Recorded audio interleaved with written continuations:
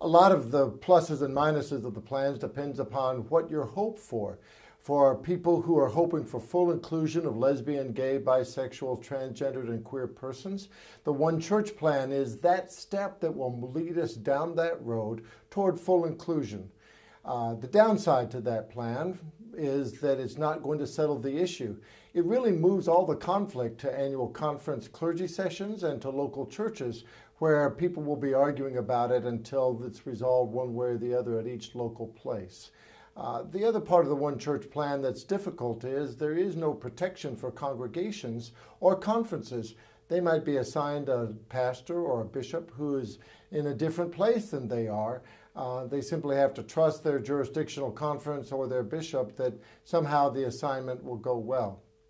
On the side of the traditional plan, one of my bishop friends calls it the more trials plan. If that is adopted, it seems pretty clear that there will be more acting out, more principled disobedience by people, and therefore more trials, because that's the way we'll have to solve these issues as a church. The downside to the connectional conference plan is it's just so difficult to pass.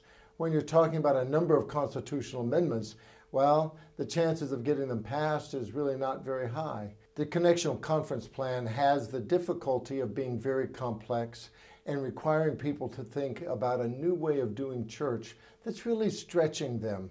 People nowadays in American culture are much more reactive, and they see this as, oh, I don't really understand what is being proposed here. So it has not gathered much support since it was first published, and quite frankly, that lack of support, especially when you have a 2/3 vote requirement, means it's not likely to happen. And yet, I've publicly said that of the three plans, this one provides the greatest amount of unity. It's a new form of unity, but it's one that will actually keep some relationship together, whereas the other two plans really seem to indicate people leaving.